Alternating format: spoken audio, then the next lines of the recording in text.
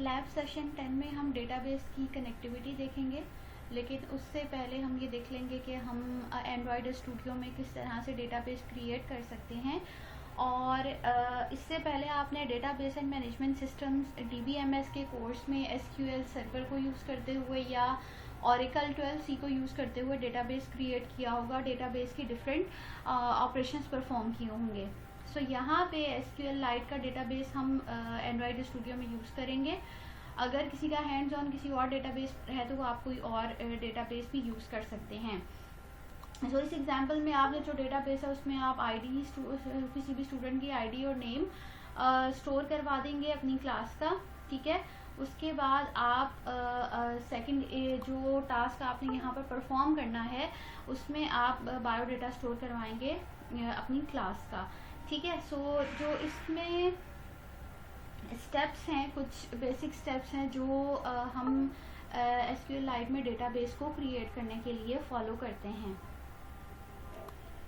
सबसे पहले आपने एक न्यू प्रोजेक्ट क्रिएट करना है, एक न्यू एप्लीकेशन आपने बनानी है टेस्ट डेटाबेस के नेम से। उसके बाद आपने एक न्यू क्लास ऐड करवानी है। हम यहाँ पे अपने पास एंड्रॉयड स्टूडियो भी ओपन कर लेते हैं।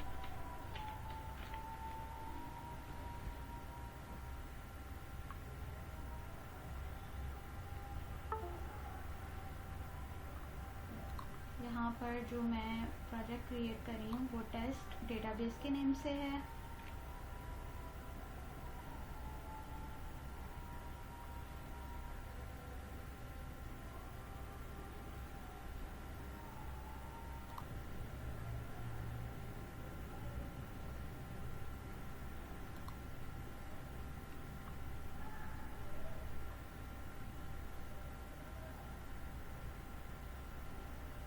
ये प्रीवियस डेटाबेस लोड हो रहा है। हम एक न्यू प्रोजेक्ट क्रिएट करेंगे और एक एम्प्टी एक्टिविटी ऐड करेंगे।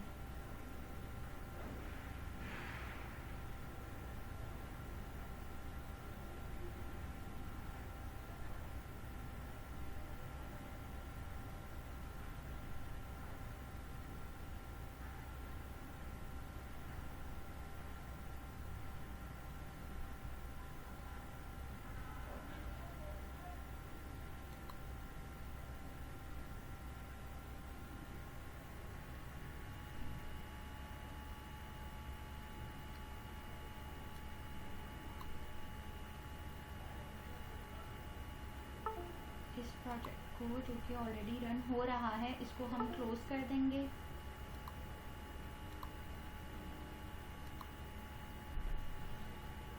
क्लोज प्रोजेक्ट के ऑप्शन से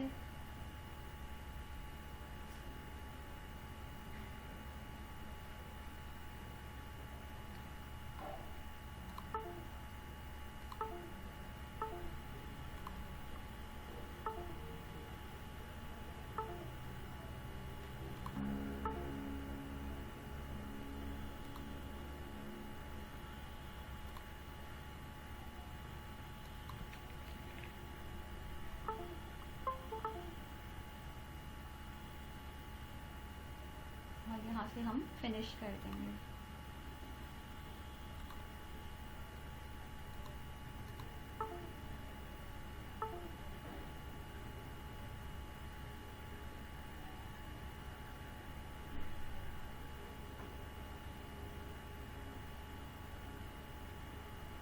कि हमारे पास एक न्यू प्रोजेक्ट क्रिएट हो गया है।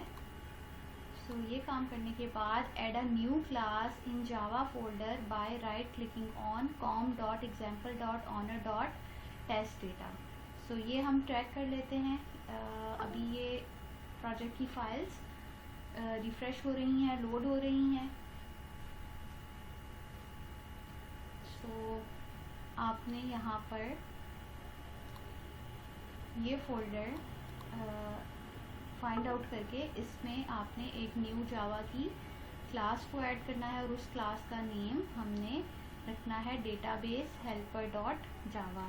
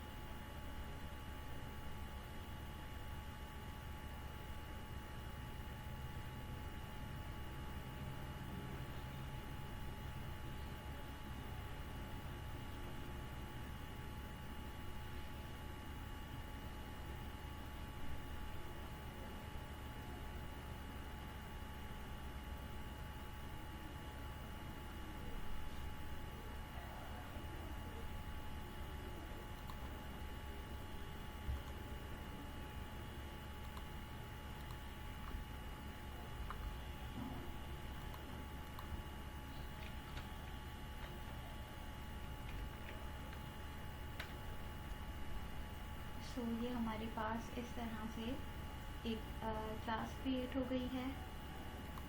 क्लास को क्रिएट करने के बाद अब हमें इस क्लास को एक्सटेंड करना है SQLite ओपन हेल्पर से, ठीक है। ऑब्जेक्ट ओरिएंटेड प्रोग्रामिंग में जब हमें इनहेरिटेंस का कॉन्सेप्ट इम्प्लीमेंट करना होता है तो उस वक्त हम एक्सटेंड का कीवर्ड यूज़ करते हैं।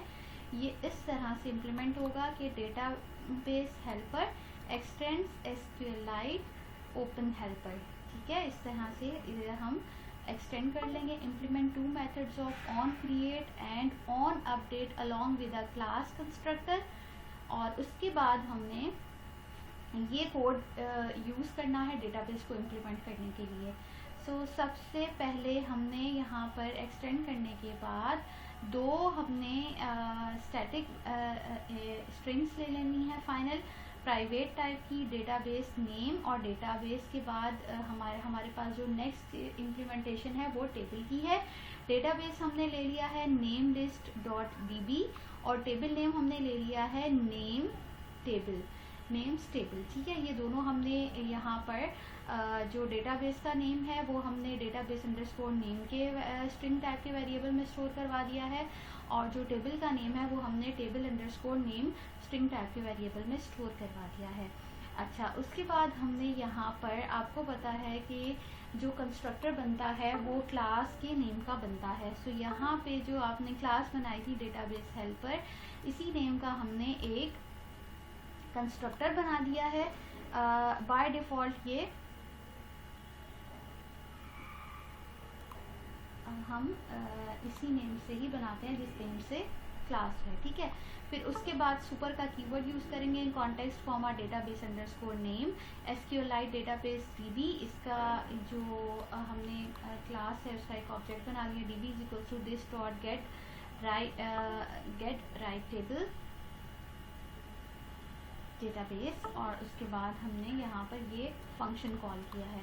उसके बाद एट ओवरराइड, ये ओवरराइडेबल फंक्शन है, public void on create SQLite database, और उसके बाद हमने यहाँ पे जिस तरह से आपको कहा है कि आपने यहाँ पे ऑन क्रिएट और ऑन अपडेट के फंक्शन यहाँ पर बनाने हैं। ऑन क्रिएट में हम यहाँ पे पास कर देंगे SQLite डेटाबेस db और db dot execute SQL, exe का मतलब है एग्जीक्यूट SQL क्रिएट टेबल, ये टेबल को क्रिएट करेगा, और किस नेम से क्रिएट करेगा, जो यहाँ पे स्ट्रिंग वेरिएबल आपने लिखा है उस नेम से।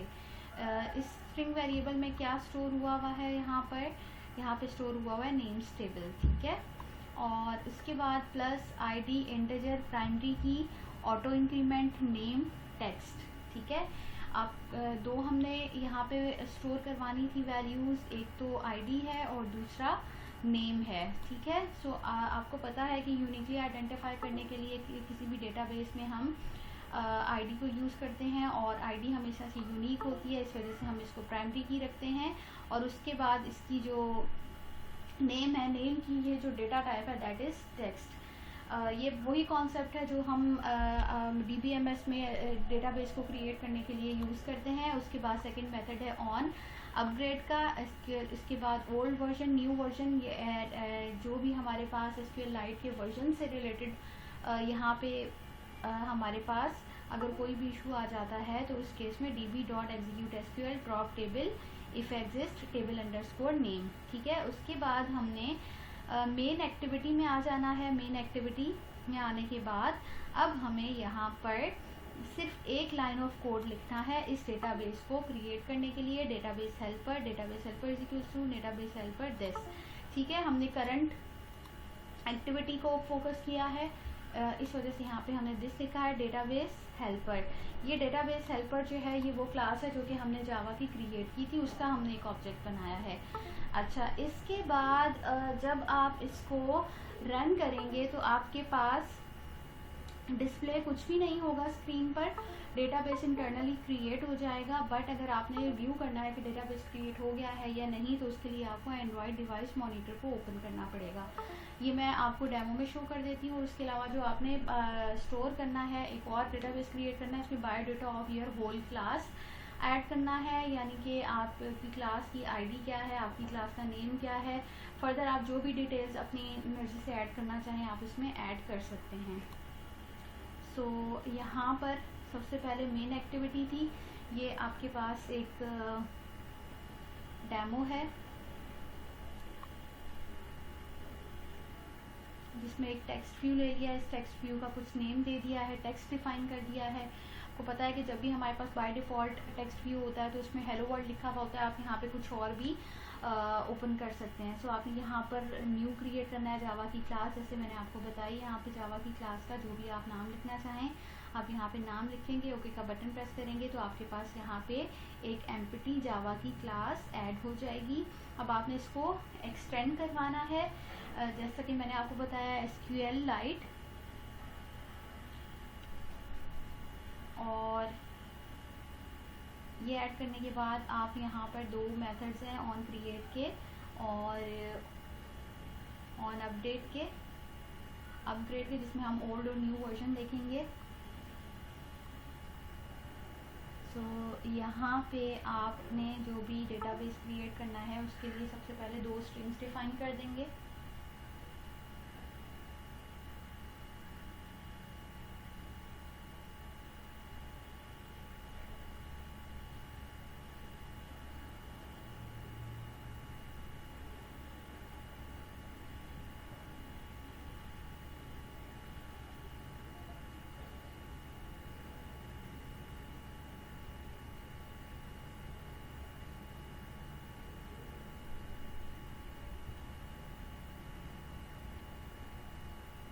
सबसे पहले तो हमने डेटाबेस के वर्जन का एक वेरिएबल ले लिया, फिर उसके बाद अब हम यहाँ पे डेटाबेस के नेम के लिए और जो टेबल नेम है वो हम यहाँ पर डिफ़ाइन कर देंगे। तो यहाँ पे आप कोई भी जो डेटाबेस का नेम है वो लिख सकते हैं, और यहाँ पर हम डिफ़ाइन करेंगे टेबल का नेम।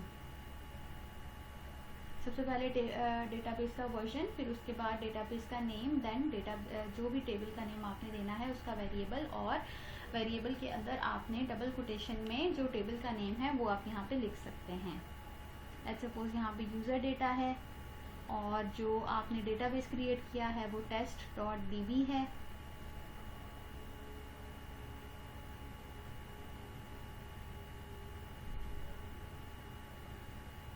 उसके बाद अगर आपने यहाँ पर जो भी एक आपने कॉलम आईडी ले ली है, कॉलम आईडी में कोई वैल्यू असाइन कर दी है। लेट्स सपोज इसके साथ साथ हमारे पास यहाँ पे है कॉलम आईडी के बाद कॉलम नेम है, फिर कॉलम्स कौन कौन से उसमें बन सकते हैं। एक टेबल, सबसे पहले आपने डेटाबेस क्रिएट किया टेस्ट, फिर उसके बाद आपने एक टेबल क्रिएट किया है, टेबल क्रिएट करने के बाद उसमें ये पर्टिकुलर कॉलम्स हैं।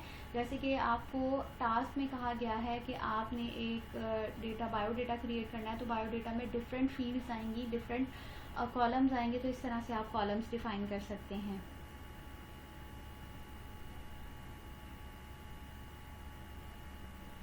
सुपर का कीवर्ड है, सुपर के कीवर्ड के बाद ये हमारे पास बेसिकली एक कंस्ट्रक्टर है, और उसके बाद सुपर कॉन्टेक्स्ट डेटाबेस का नेम है यहाँ पे, और उसके बाद यहाँ पे हमने पास कर देना एक तो डेटाबेस का नेम है और डेटाबेस का वर्जन है। अब हम यहाँ पर लिखेंगे एक हमने ऑब्जेक्ट बना लिया है डेटाबेस का, SQLite डेटाबेस के नाम से।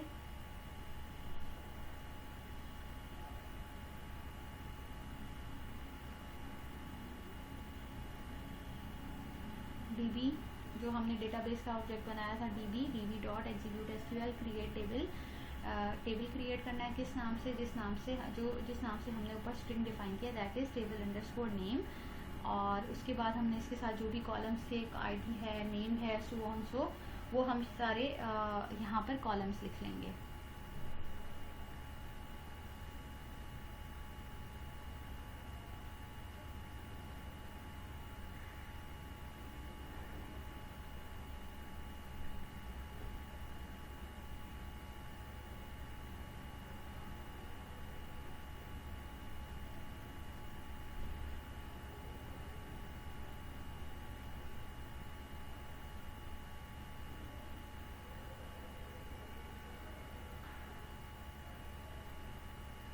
इसी तरीके से सेम यही वाला काम हम ऑन अपग्रेड पर करेंगे और ड्रॉप टेबल का यहाँ पर हम लिखेंगे। फिर उसके बाद हमने ओल्ड वर्जन न्यू वर्जन का कॉन्सेप्ट यहाँ पे लिखा। अब हम आ गए मेन एक्टिविटी डॉट जावा में और यहाँ पे हमने जो भी क्लास बनाई थी जावा की वो हमने यहाँ पर लिख दी है, उसका एक ऑब्जेक्ट बना लिया है। उसके बाद हम इस अपनी एप्लीकेशन को रन करेंगे। ये मैंने आपको बता दिया है कि ये इसका कोई भी ऐसा आउटपुट आपको डिस्प्ले नहीं होगा। इंस्टेड के यहाँ पे सिर्फ और सिर्फ जो टेक्स्ट व्यू है वो आ जाएगा। उसके बाद हमने इसको स्टॉप करना है। इसकी रनिंग को स्टॉप करने के बाद हम यहाँ पे एंड्रॉयड डिवाइस मॉनिटर में आ गए, यहाँ पे डेटा में। और उसके बाद यहाँ पे डेटा में आने के बाद ये जो हमारे पास कॉम की फ़ाइल होती है उसमें आने के बाद डेटाबेसेस में ये डेटाबेस क्रिएट हो गया है। और आपने इस पर इसके फोल्डर पे क्लिक किया तो आप इस फाइल को कहीं पर भी जाके सेव एज करवा सकते हैं। सो लेट्स सपोज ये कहीं पर सेव हुआ था, आपने ये फाइल ओपन की है, अब आपके पास डेटाबेस एग्जिस्ट करता है।